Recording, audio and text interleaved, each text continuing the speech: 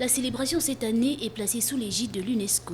La 10e édition de la Journée internationale de la radio a pour thème Nouveau monde, nouvelle radio, évolution, innovation et connexion. Occasion de rendre hommage à la radio nationale gabonaise pour les efforts consentis quotidiennement dans la diffusion de l'information, aussi bien à l'intérieur du pays qu'à travers le monde, ce depuis 1959.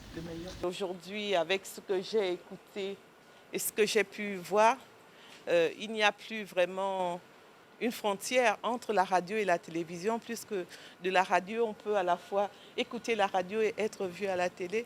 Il y a une oreille attentive et un œil bienveillant à l'endroit de ce secteur qu'est la radio. Et pour davantage s'arrimer aux nouvelles technologies de l'information et de la communication, et surtout être en phase avec les 3 sous-thématiques proposées par l'UNESCO, un partenariat entre Radio Gabon et IP9 vient d'être tissé.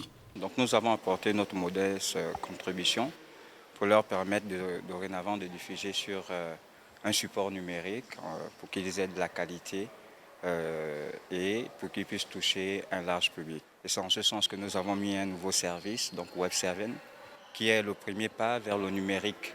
Et donc ça permet à toute personne opérant dans une activité d'avoir un site web à moindre coût pour pouvoir broadcaster, pour pouvoir faire du live stream. Et donc c'est dans cet élan que nous sommes avec Radio Gabon. Quoique le 10e anniversaire de cette année soit célébré dans un contexte particulier de crise sanitaire, il reste que la radio, avec sa capacité unique à toucher le public le plus large, demeure un outil puissant pour célébrer l'humanité dans sa diversité. C'est donc un outil majeur de transmission, l'arène où toutes les voix peuvent s'exprimer, représenter et bien sûr être entendues.